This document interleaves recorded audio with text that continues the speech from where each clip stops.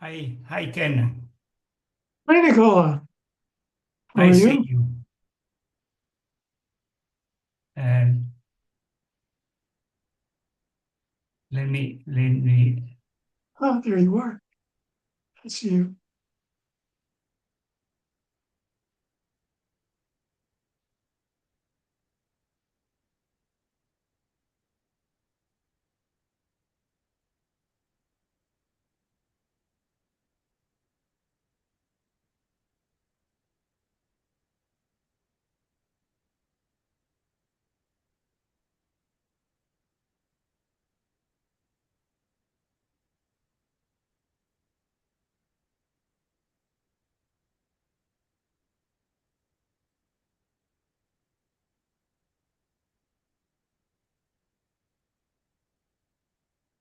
Okay.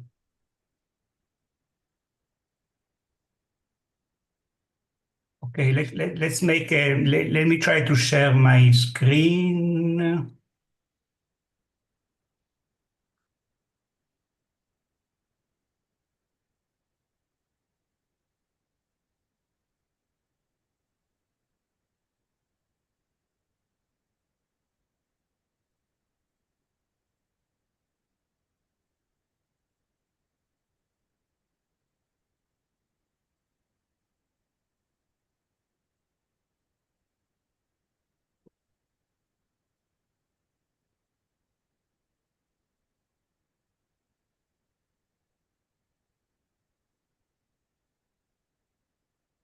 Okay. Do you see my slides now?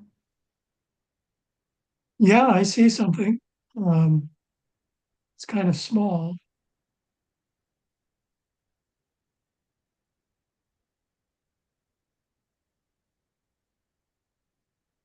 Okay.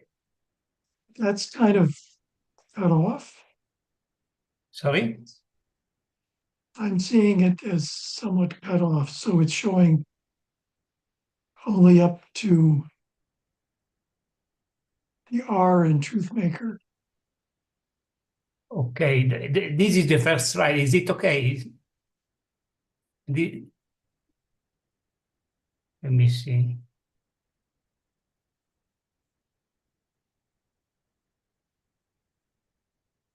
I'm going through the slides now. Do you see them? Still the same. Do you see going through the slides? I see the first slide, but it's cut off. The right side is cut off. Ah.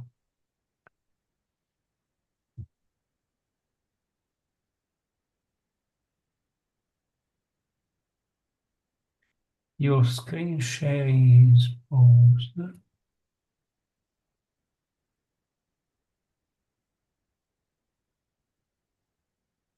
Let me see because I have two screens and I guess this is the problem. Let me just use one screen. Okay. That would,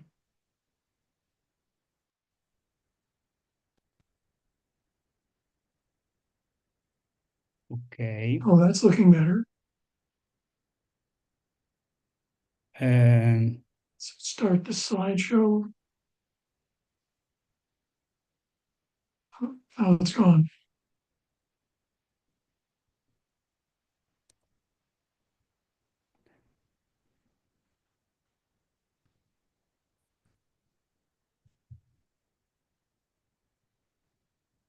do you see my slides now? Oh, now it's no, it's not looking good. I see a rose. No, Um, no words.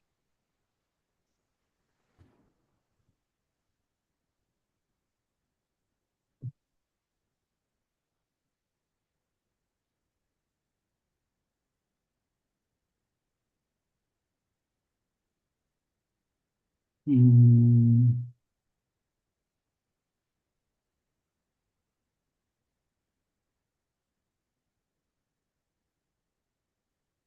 okay, stop sharing now. Let me retry.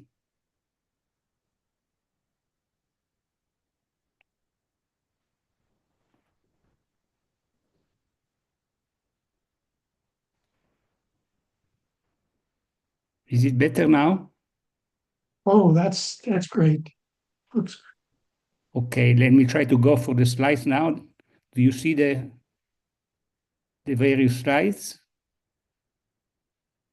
still see the first slide. Only the first one Yeah, now?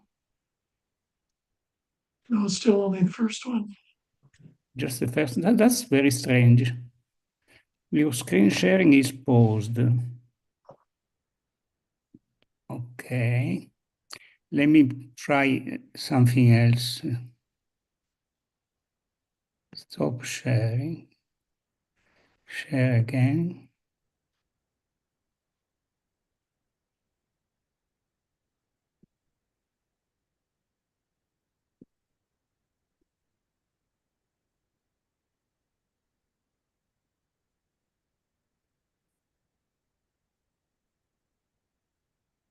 How is it now? Now it looks good. First slide. Ah, now Yeah. I see the second slide. Okay. Okay. And so on, right? Yes, that's good. Okay. Okay, we got it. Great. As usual, there is always some trouble. Yeah.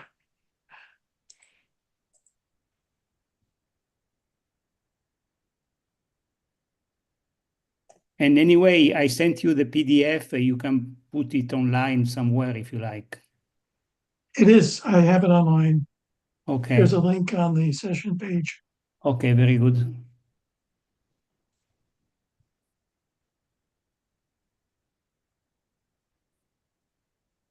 Hello, Gary. Good afternoon or good evening. It's for Nicola. Hi.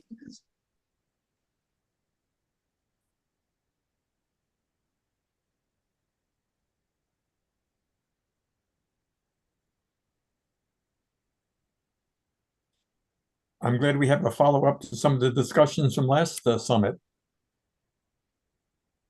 I didn't follow the previous discussions, indeed. Yes, we had some this year, but also truth makers were mentioned in 2025. So I'm Uh-huh. happy to see that Ah, come back as a topic. Yes, it's definitely a foundational issue for us. So it's well, appropriate for this track. this is in part is a revisitation of previous work, but there is also something more recent. Oh, that's great.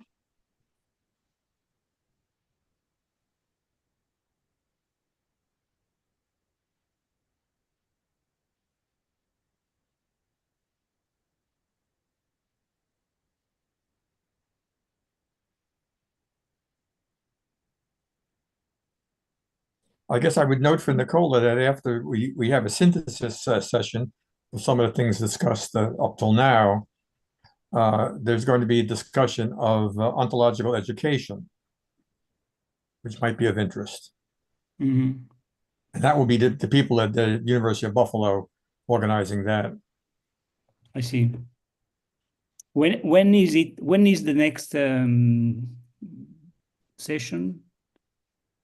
The next Well, the next session, session is a little different. It's a synthesis session of what's been Yeah, covered in the first half. But after that, there are sessions on education for ontological engineering. and they are every week, right? Yes. Okay. every week, same time.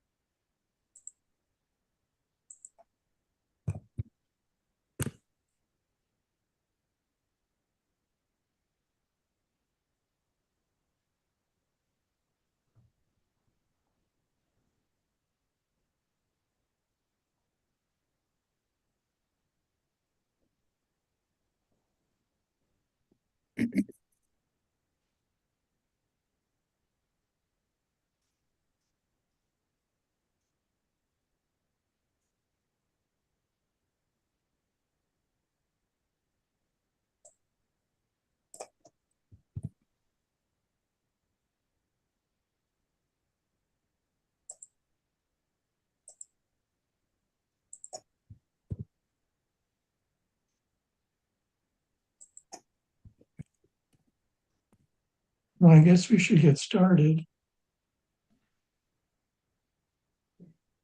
Oh, thanks, Gary. So 20th of May and 27th of May.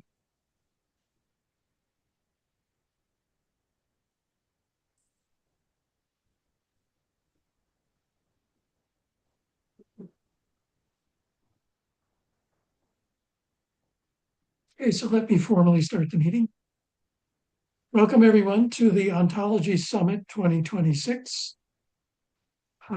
Today is the 15th of April, 2026. And this is the last session in the Foundations and Tools track of the summit. And today we are thrilled to have a long-time participant and chair of many meetings on the Ontolog Forum and the Ontology Summit, Nicola Guarino was the keynote speaker last year at the Ontology Summit 2025, has been chair of the summit in 2011, 2012, and today he is going to be speaking within the Ontology Summit 2026. Nicola is, as you can see, retired research associate at the Institute for Cognitive Sciences and Technologies, Laboratory for Applied Ontology in Trento, Italy. He's been a leading person in our field. He has developed a strong interdisciplinary approach that combines together computer science, philosophy, and linguistics. He's perhaps best known for OntoClean and the Dolce foundational ontology. And he's been editor-in-chief as well as founder of the Applied Ontology Journal, founder and former president of IAOA. He's an ER fellow of the European Association for Artificial Intelligence, and has received the Peter P. Chen Award for outstanding contributions to the field of conceptual modeling. So today, I'd like to welcome Nicola, who is going to be speaking on ontological analysis as a search for truth makers. Thank you, Ken. It's a real pleasure to be here to celebrate with you the 20th anniversary of this noble tradition at the Ontology Summit.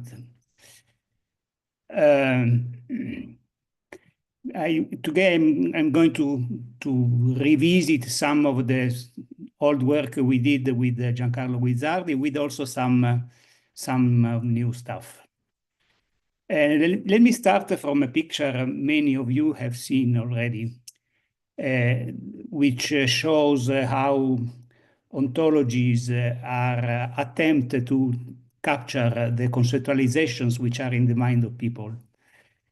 And the main focus of the discussion today will be the notion of ontological commitment, in particular the fact that when you decide to use a formal language to talk about conceptualization, the first choice you have to make is the choice concerning the domain of discourse and the vocabulary. The domain of discourse, D prime, is in general a subset of the set of things which are relevant from the cognitive point of view. D is the cognitive domain. D prime is the actual domain we decide to use in our ontology, the so-called domain of discourse. And similarly, R prime is the vocabulary you are going to adopt, which is definitely a subset of all possible relevant properties and relations which are in your conceptualization. So the design problem for an ontology, the first design problem we have to face is deciding what to put in the domain of discourse and what to put in our vocabulary. And we shall see that how formal ontology, formal ontological considerations can help in this decision. And we also will see that basically choosing the domain and choosing the vocabulary are things which are not independent one each other. So I see ontological analysis as a search for so-called truth makers. So the question, as I said, is what to include in our ontology, more exactly in the domain of discourse. Well, the answer is include those entities that are responsible for the truth of your relevant propositions. So basically, ontological analysis can be seen as a search of these hidden entities, which are the truth makers, which are responsible for the truth of our propositions. Like a detective with a lens, we have to look for these truth makers. For instance, the questions, the relevant questions we ask ourselves in this endeavor are something like that. What makes our statements about the world true? Or put in a different way, how do we believe the world is when we use certain propositions? For instance, if you say John is married with Mary, what is that makes this statement true? Well, presumably it is an event which happened some time ago, okay? A marriage, it is the existence of that event which is responsible for the truth of the proposition that John is married with Mary. Similarly, when I say the rose is red, you can wonder what is indeed which makes truth this thing, this proposition. Okay, it is a fact that the rose is red, maybe an event of redness, maybe a quality, the color is of the rose and not the weight of the rose is responsible for the fact that it is red. When I say my name is Nicola, okay, what is the reason why this is true? Okay, well, it depends on something which happened many, many years ago when my parents decided to give this name to me. So ontological analysis is all about making these truth makers explicit, understanding why propositions are true. And this means once you find the truth maker, you reify them by putting them in the domain of discourse. This is the general process of reification, which is a standard process in conceptual modeling and ontology modeling. So what are truth makers more exactly? There are, of course, various positions in philosophy. The standard view is that the truth maker of a proposition phi is a suitable entity in virtue of which phi holds.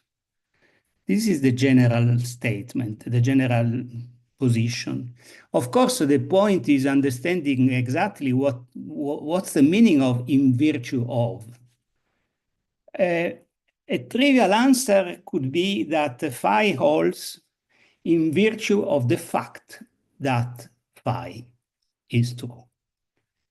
This is not very informative, in my opinion. Okay, simply it establishes the value of this position is that it establishes a correspondence between the language, okay, the proposition, which is an element of the language, and something in the world, the fact that phi. But a more informative, more interesting answer is that phi holds in virtue of the existence of something, of a certain X.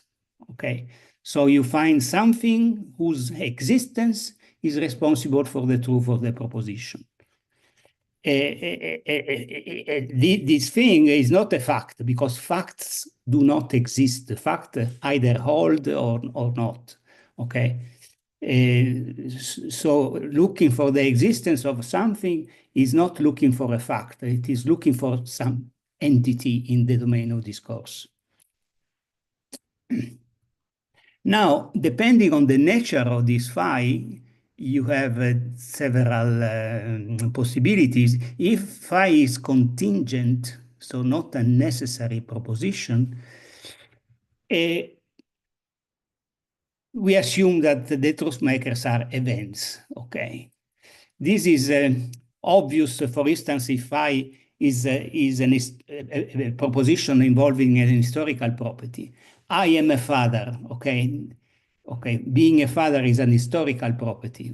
I'm a father because something existed some time ago. Okay, my name is Nicola, the same. Okay, so for historical properties, it seems kind of obvious that the truth makers are events, indeed, typically past events. And we shall see the nature of truth makers for other kinds of properties, not only historical properties.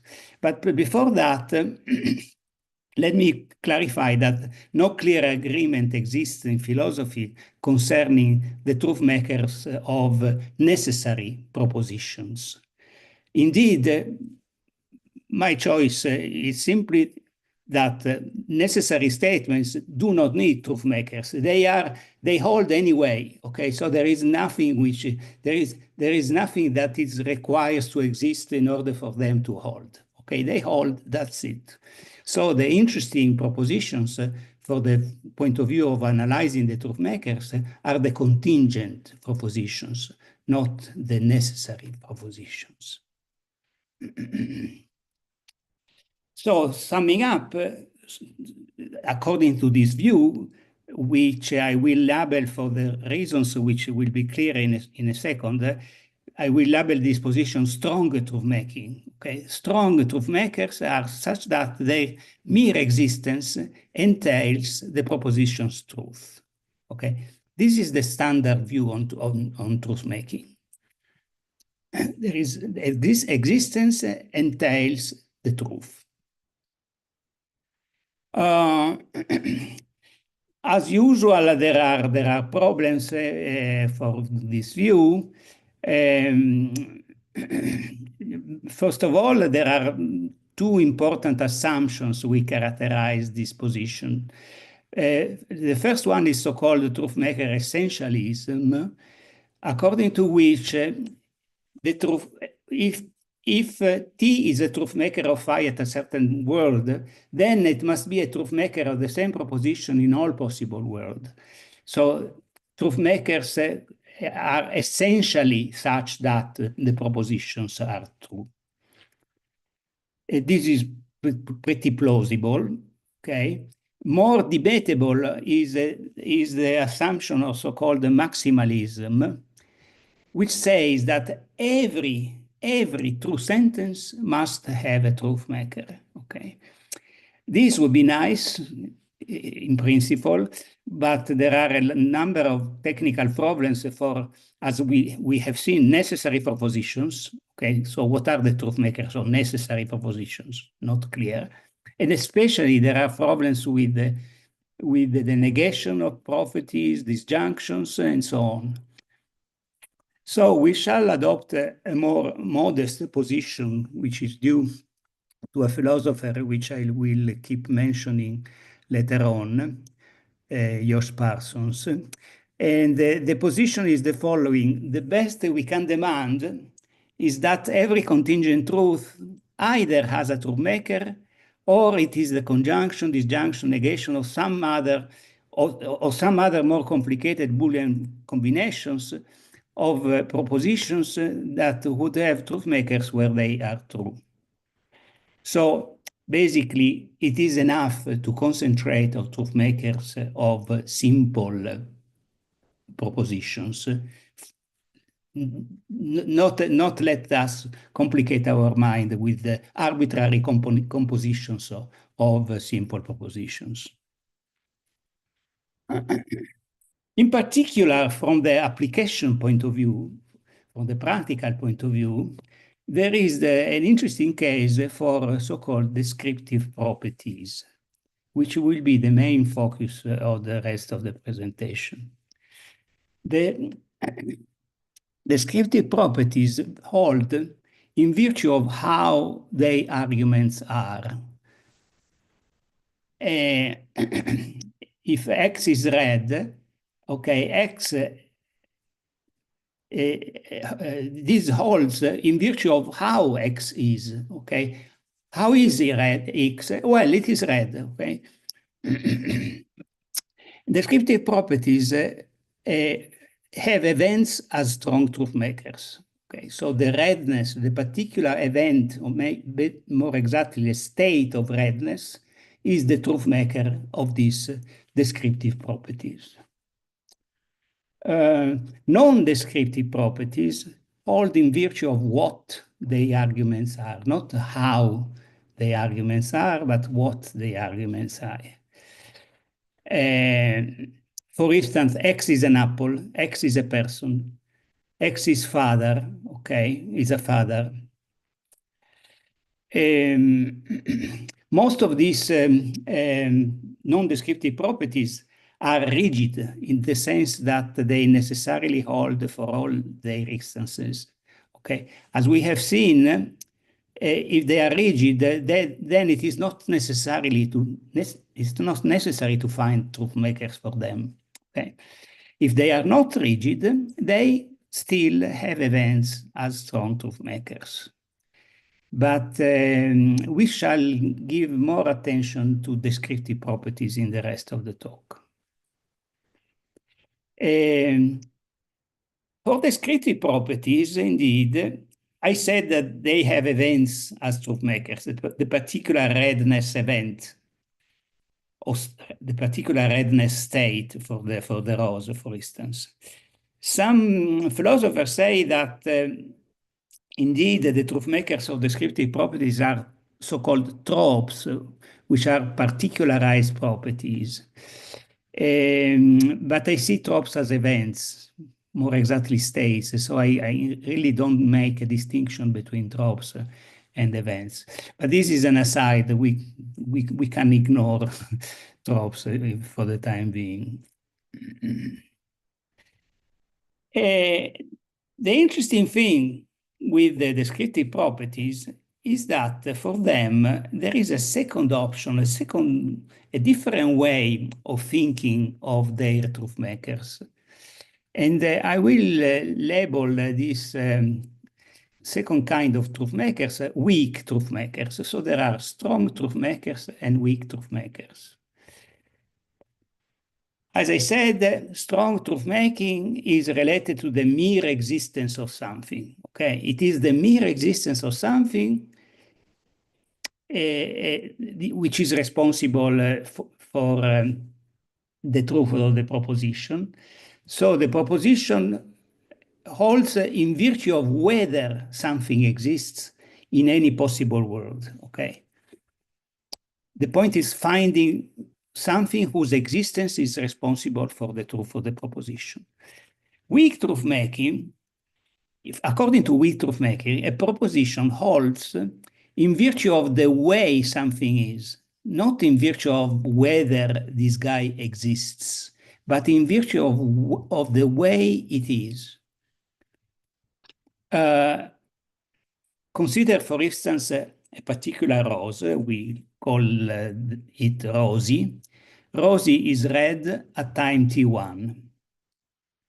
Rosie becomes brown at time t2. According to the standard view, there are two different truth makers for these propositions at different times, because of course there are two different states. The state of being red at a certain time is very different from the state of being brown at another time. So two different truth makers. One single truth maker, according to the weak, according to the second view, the weak truth making. The weak truth maker is the rose itself. Is the rose itself, which is responsible for being red at a certain time and being brown at another time.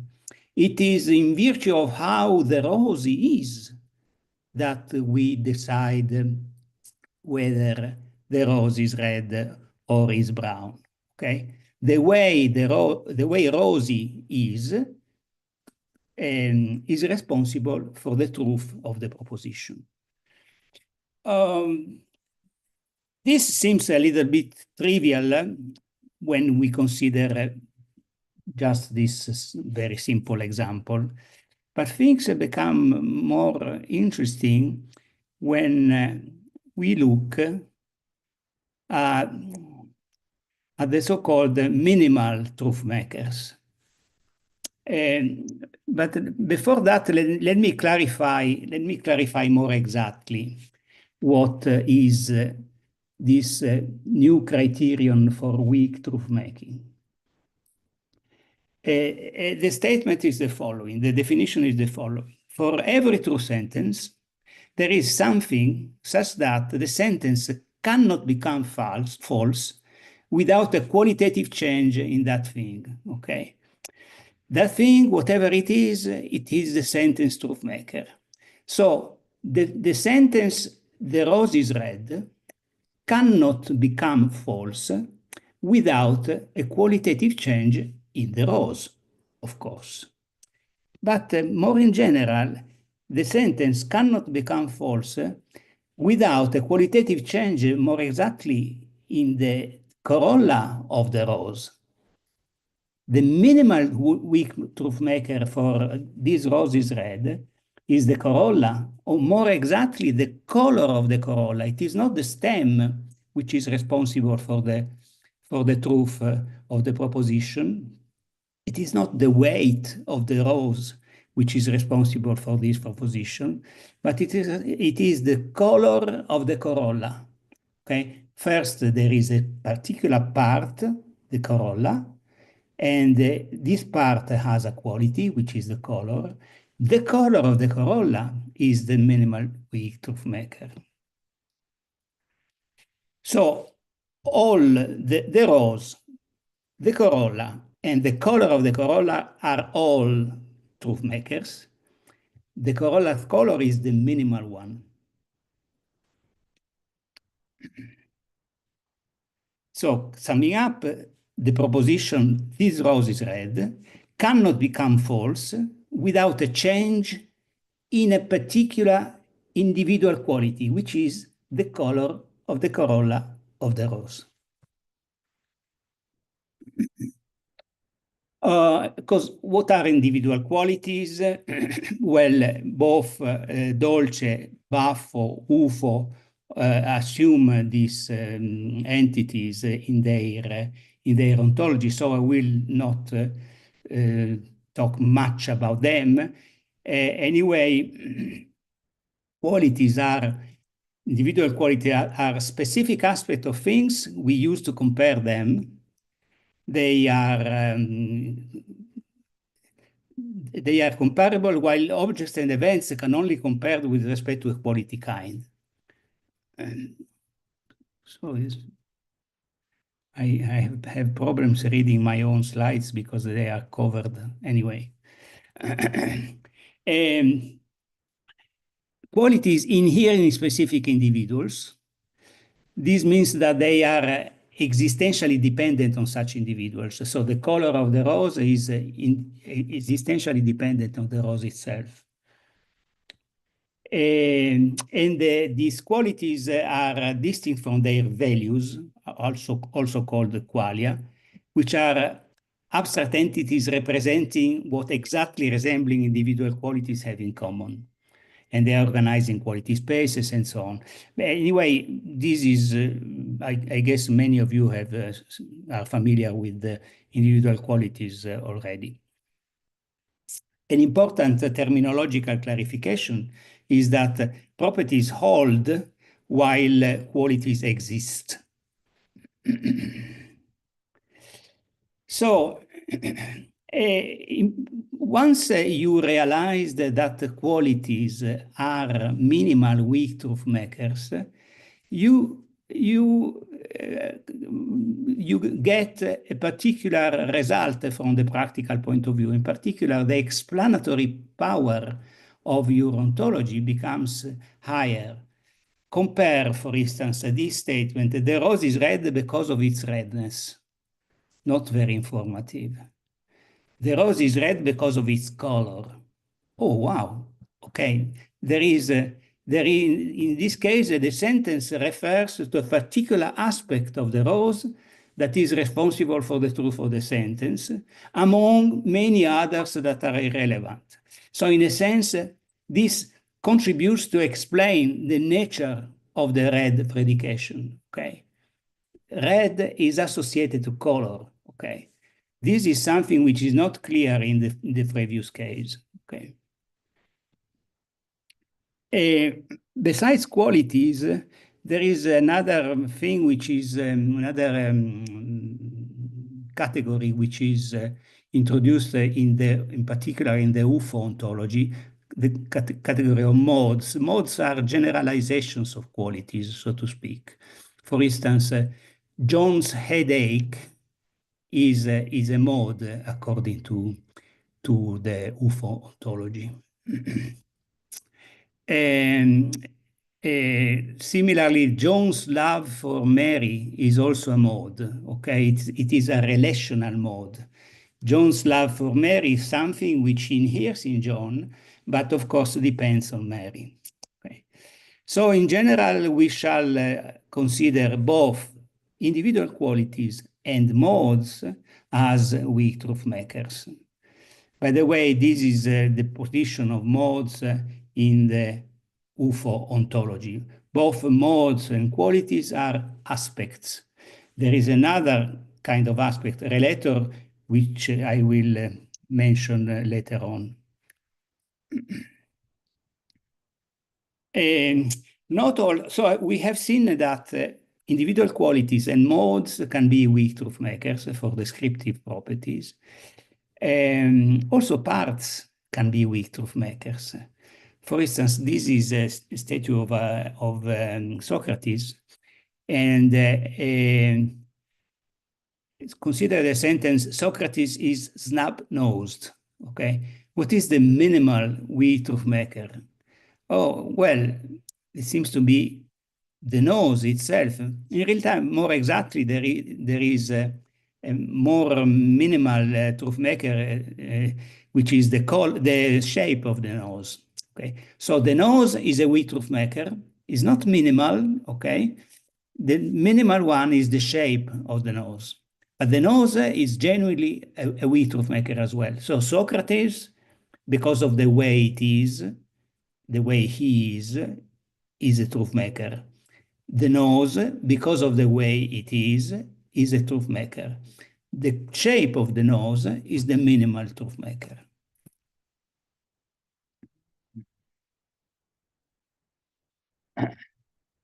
Finally, I will briefly introduce some, on the basis of this analysis, we, from the point of view of actual, for the point of view of the modeling choices for ontologies, it is useful to consider several kinds of truth-making patterns. And Giancarlo and I have adopted a systematic approach for these truth-making patterns. Properties and their truth makers, relations and their truth makers. There are patterns for properties and patterns for relations. And the idea of truth-making patterns is the consequence that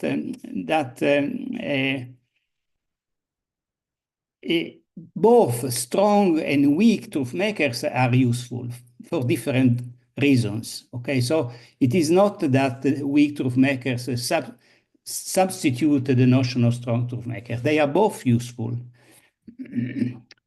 Let us start with the most simple choice we can have while modeling, while dealing with the rose. Okay, we can have just an attribute, which is the color. Okay, there is a class, which is a kind in Onto UML.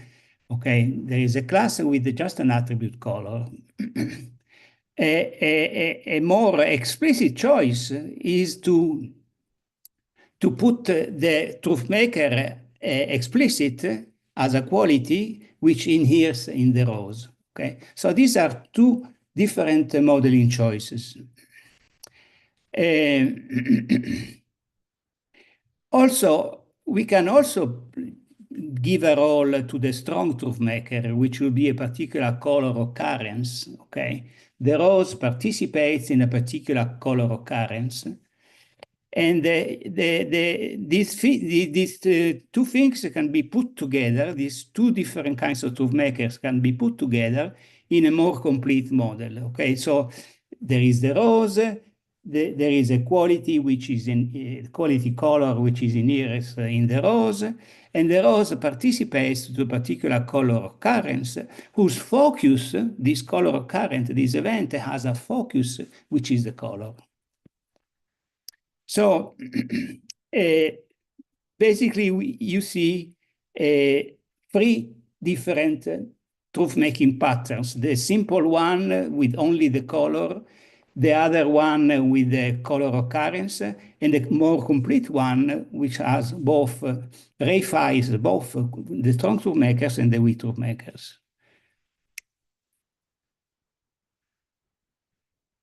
Indeed, this process, getting from a more compact representation to a more explicit representation, has been called unpacking by Giancarlo and myself. It's a kind of, so making truth makers explicit is at the bottom of this unpacking process.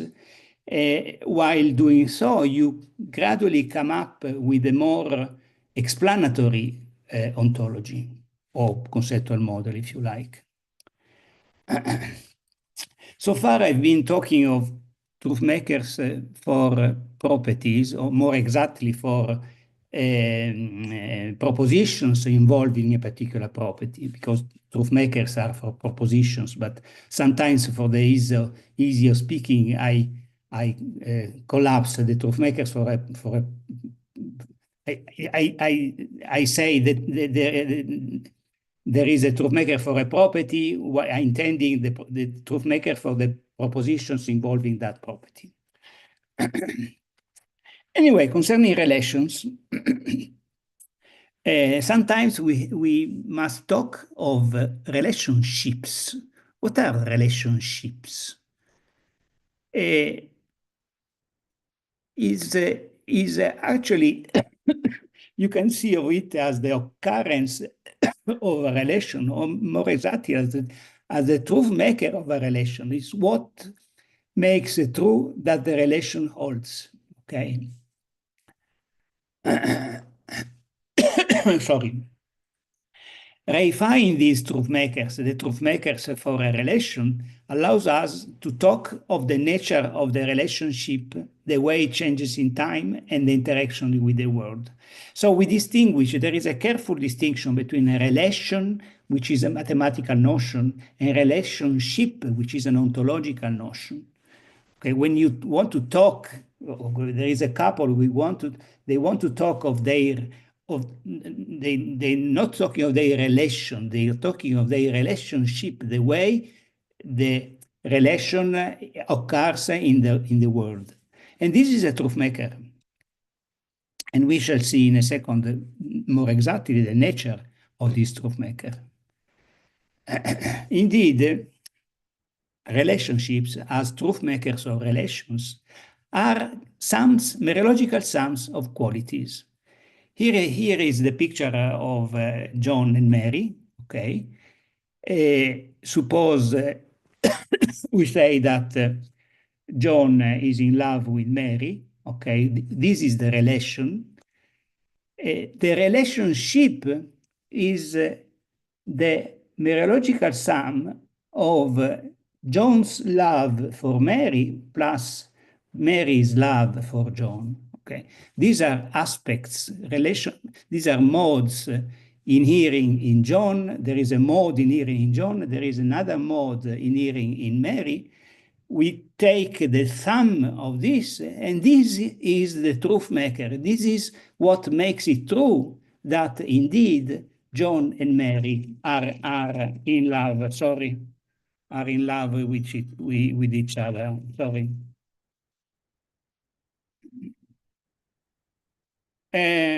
Similarly, if we say that John is taller than Mary, slightly taller than Mary in the picture, okay, this means that we have to talk of the height of Mary and the height of John, okay? These are two qualities. You take the sum of the two qualities, and this is the truth maker of the relation.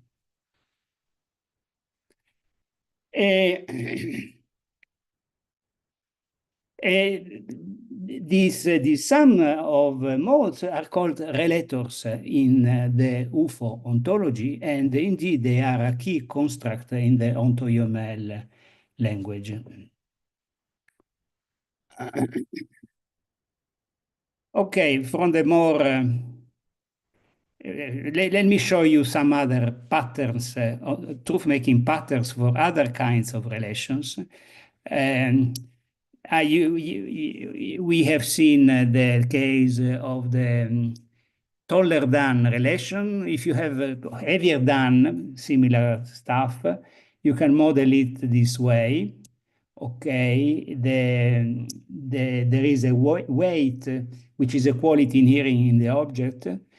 The the relator is the sum of the two qualities. So you see that the weight relationship, which is the relator, has two parts, which are the two weights.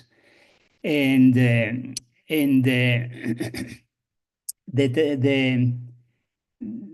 relator involves has two relata, which are the two objects. Okay, that's why the cardinality 2 in this model.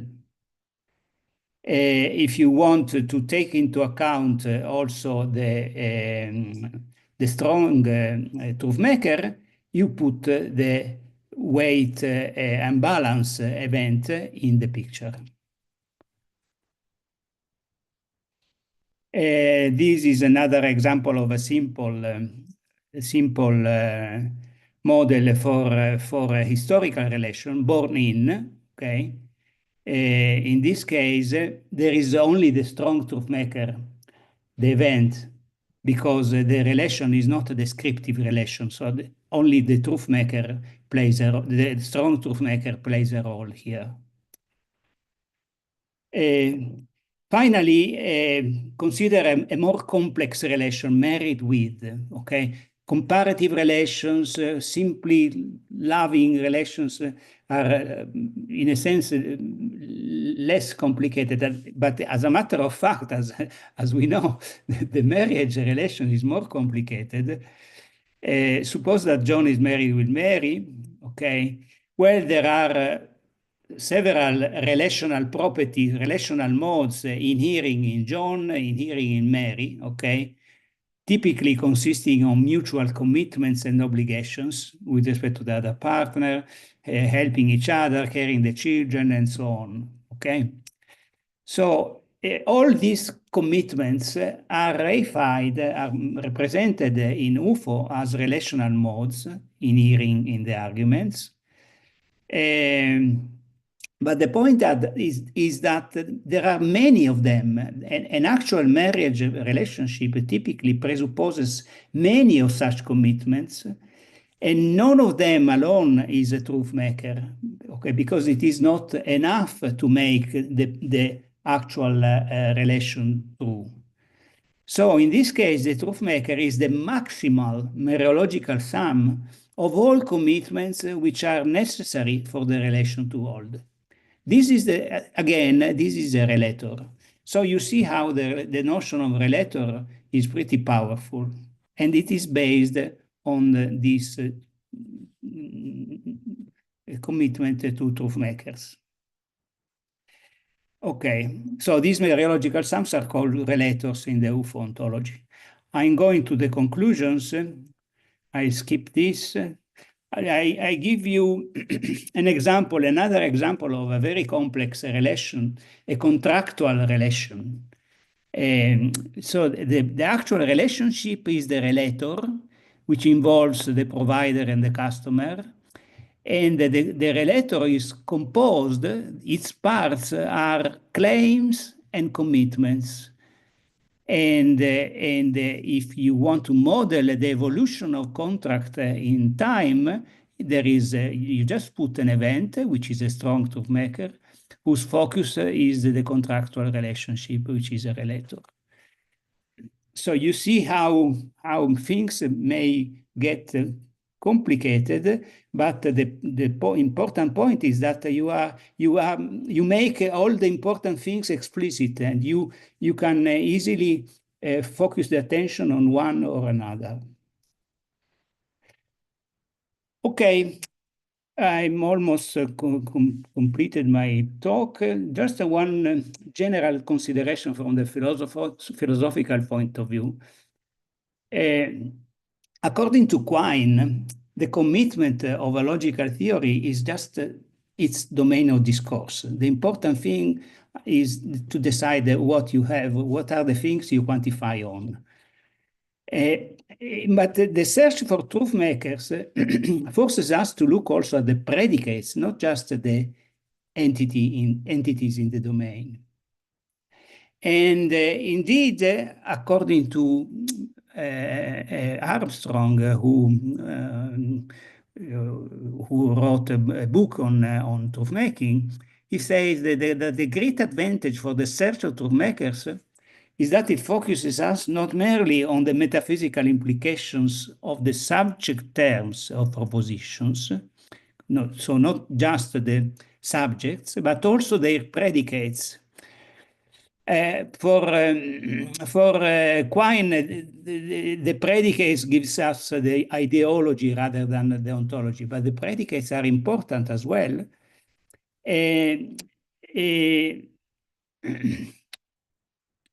When we look to truth makers, Armstrong says, the subject, the objects and the predicates start as equals. In a sense, there is a dependence between choosing the predicates, so the vocabulary, and choosing the domain. My final conclusion, indeed, formal ontology gives us a useful criterion to afford a crucial problem for computational ontology, deciding the domain of discourse. Making truth makers explicit certainly improves the explanatory value of ontologies, although I do not claim this is enough for a full explanatory power, okay? To really work on the explanatory power, you need to work on the notion of grounding, which is a bit different from truth making, but this is another story. Indeed, in some cases, weak truth makers are trivial, not very informative. Glass is fragile because of its fragility. This is not very very informative. But indeed, in other cases, they really mean something, revealing the internal structure of a relationship. For sure, marriage means mutual commitment. And so this analysis shows what is within the relation. In any case, for descriptive properties, we truth makers appear to have more explanatory power than strong truth makers. So it is good to have both of them. That's it. That's enough for today. Thank you very much, Nicola. So now, are there any questions?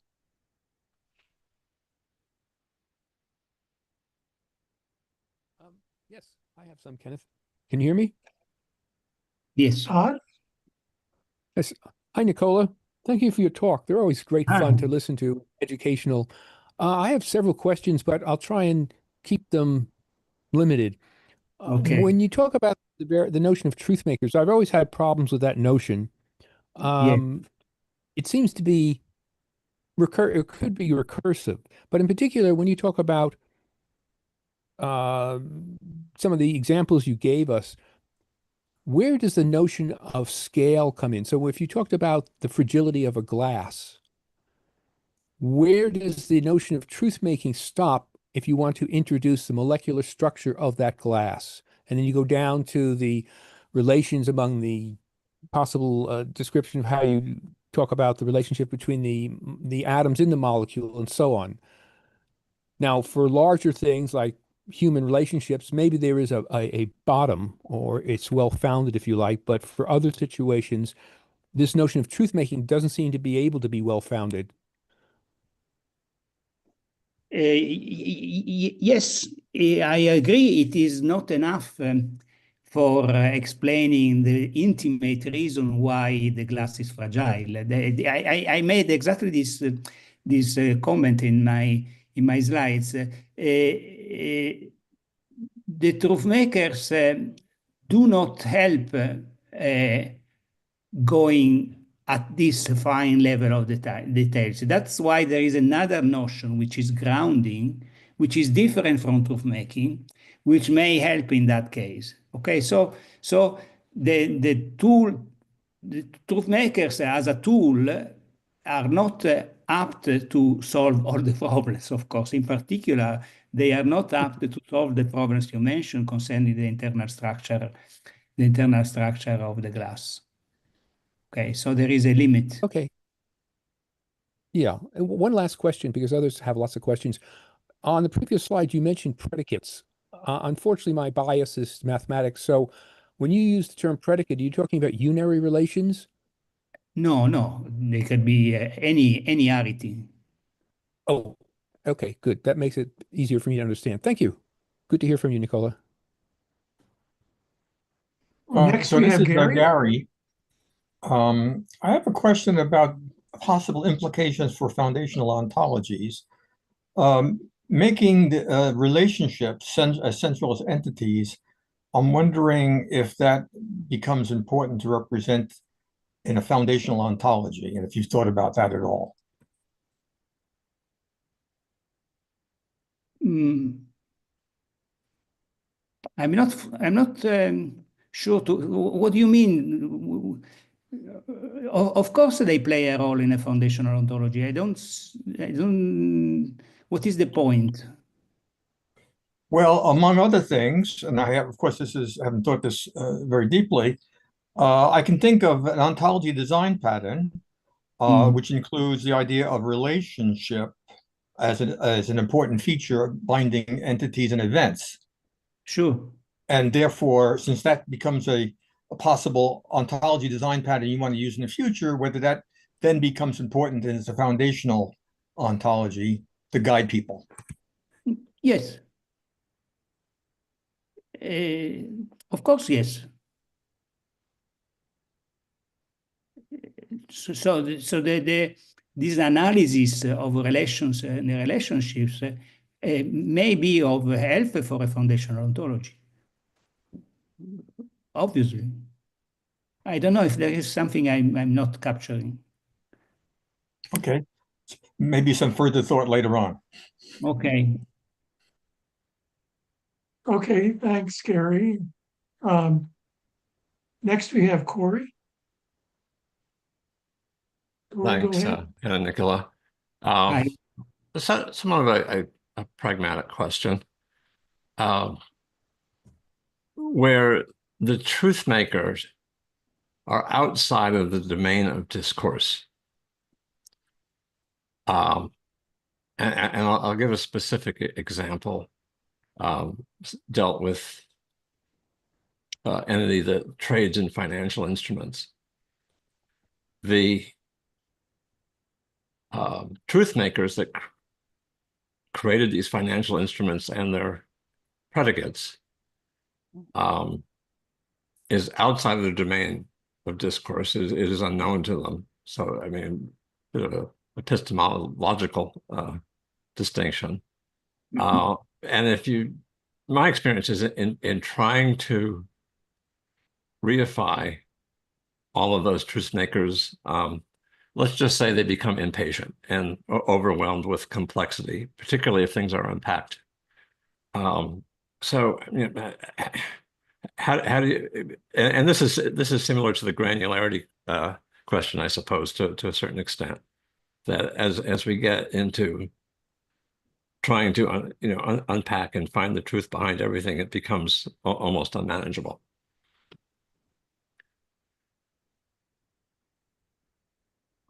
Well, maybe I wasn't completely clear about the presence of the truth makers in the domain of discourse. Truth makers are there. You find them, and once you have found them, then you decide that it is good to put them in the domain of discourse. By their nature, they are independent of the domain of discourse. Okay. They are just entities existing in the world, or in the world as you conceive them, if you take a more conceptual account. So the decision to put them in the domain of discourse is an engineering decision. Okay, and indeed I have shown several patterns which are characterized by the fact that in some cases you put one truth maker, in one kind of truth maker, in other cases you put another kind of truth maker, or you put them both in the domain of discourse.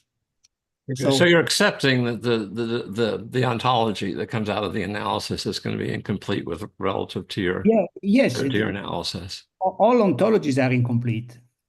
Yes, but even in terms of analysis. One other question, if I may.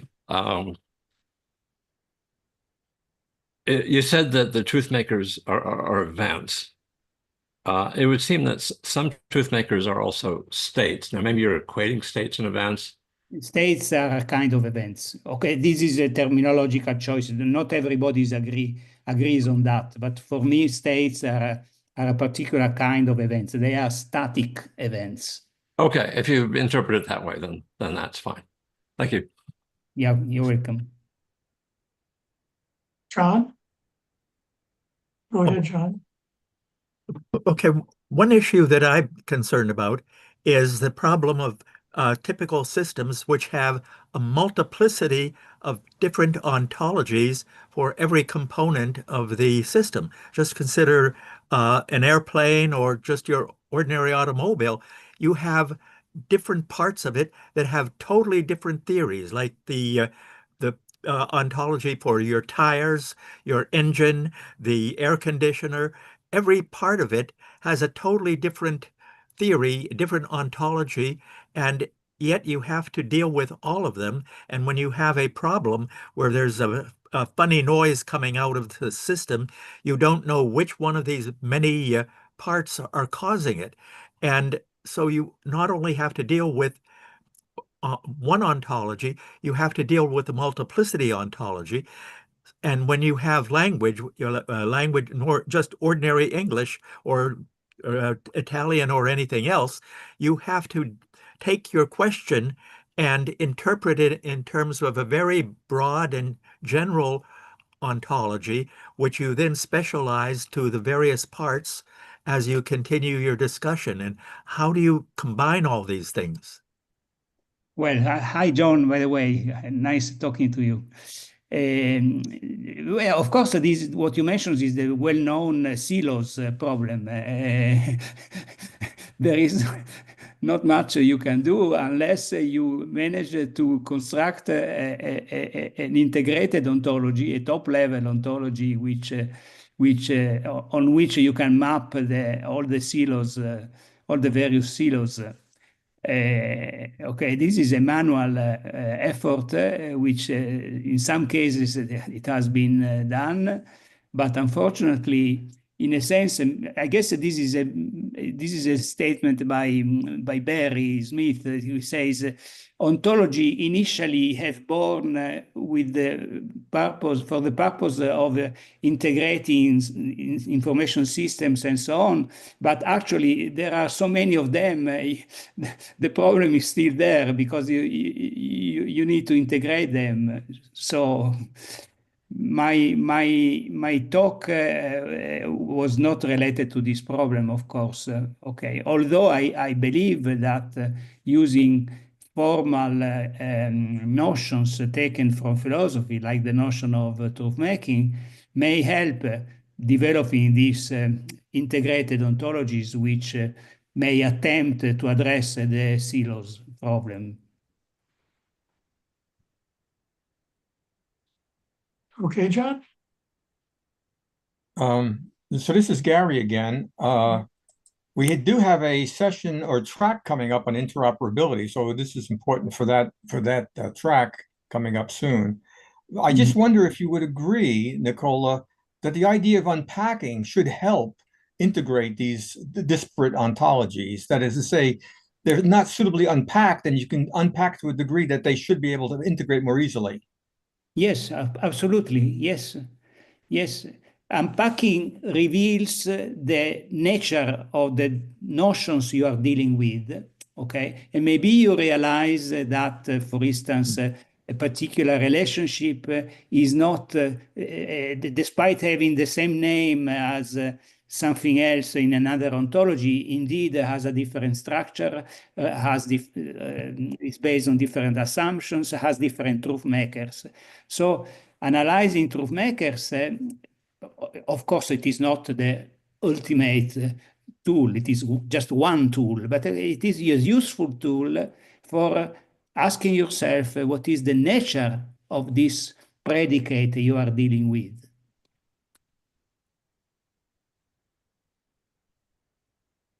I guess I would just make one other connection is that for a human, a lot of this information is background knowledge to us that sometimes gets evoked, but it takes a while. And so what we're trying to talk about here in part is evoking enough of this background knowledge and formalizing it, which is sort of the knowledge soup idea that John Soe has talked about in the past.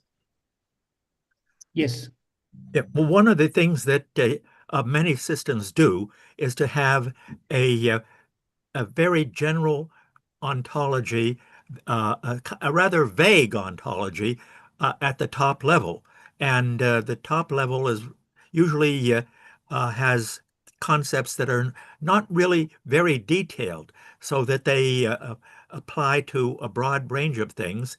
And then by means of a discussion, using ordinary language, which you then try to carry out a dialogue that and brings it down to some specific topic, so that then you get to the more detailed sub-ontologies, so that you have an entire family of specialized ontologies or sub-ontologies, part of the thing for that particular topic, and which has a very precise set of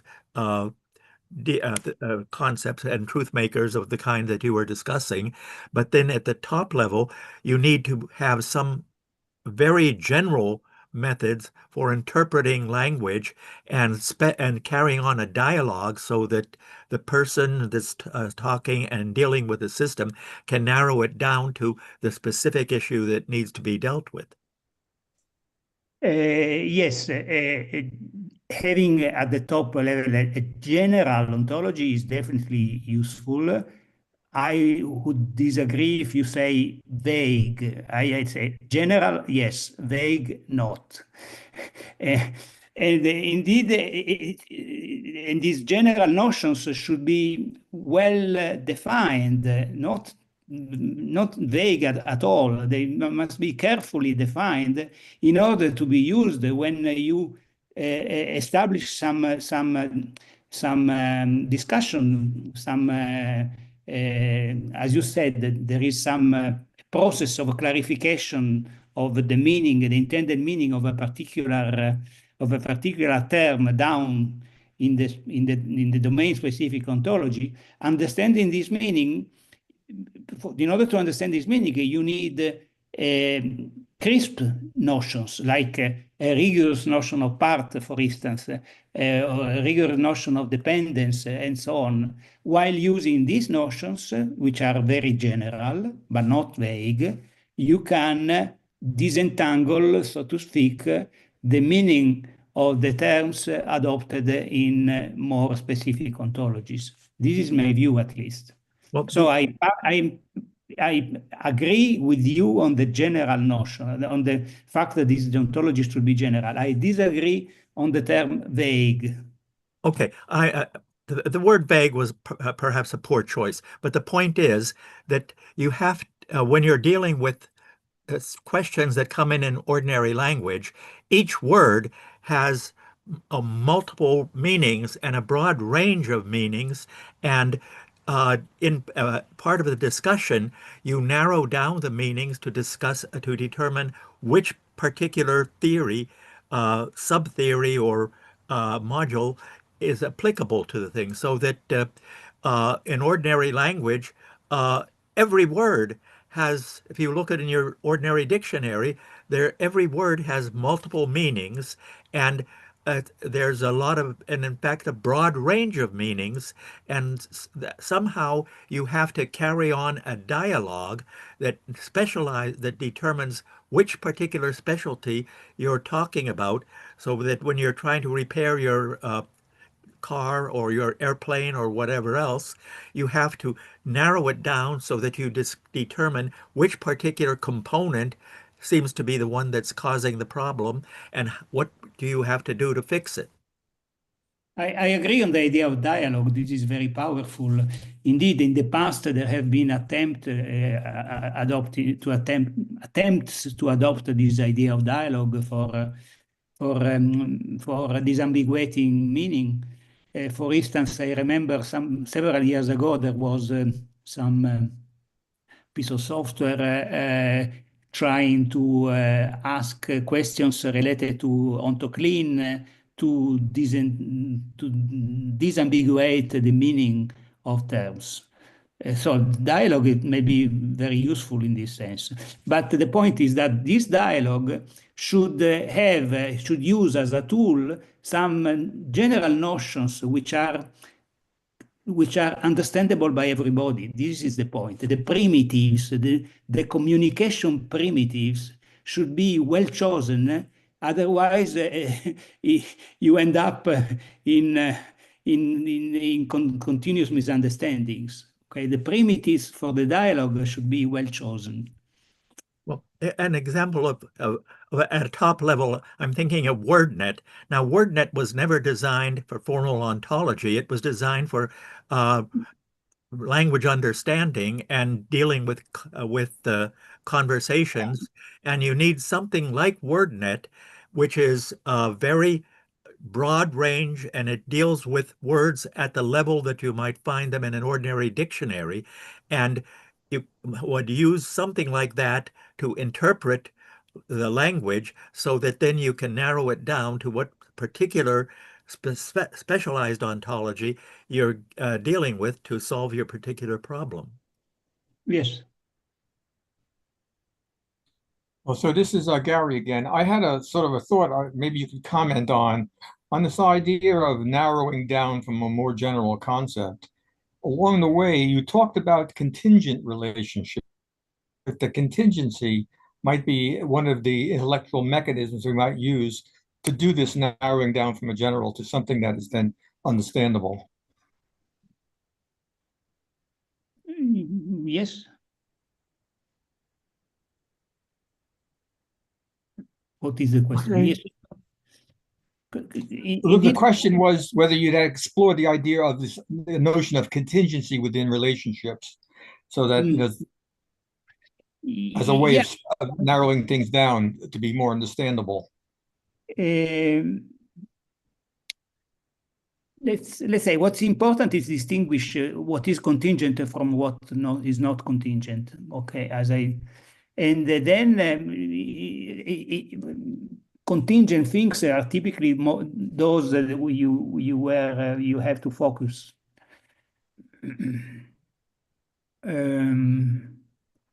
For instance, speaking of truth makers, it is okay for necessary propositions. Who cares? Okay, the idea of truth making is not very informative. It is informative for contingent propositions. Yeah. Well, I was thinking of a complex social relationship, such as marriage, which might have different contingencies in different cultures. Different meanings, you mean? Well, that would be another way of describing it, yes. Okay, sure. And the point is in a sense, capturing, having a place in your ontology to point to these meaning components, so to speak. And that's why, concerning this example, I find Giancarlo's idea of relators pretty powerful, because relators are exactly the place where you put all these meaning components for a relationship. Thank you. You're welcome. So we're running a little over, so I think we're going to have to adjourn soon. So we are at the end of the track, the Foundations and Tools track. I want to thank Nicola and all the participants, and also the other speakers who are in the track. Next week, we're going to have a synthesis panel for the first two tracks.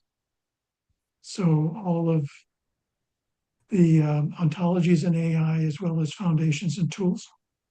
And I would invite everyone to come to the session next week, where I hope we can have a spirited discussion about all of the issues that have come up. Nicola, is there a chance you could come next week? I don't know. I'll check. Okay. But anyway, after that, we're going to have two more tracks, one on interoperability, which discussion today actually already started to consider. And then we will have a track on education, training, and certification. And finally, one session where John Sawa and Aaron Majumdar are going to be speaking. And then that will conclude our summit tracks. So thanks to everyone. And with that, I will adjourn the meeting, and looking forward to seeing everyone next week.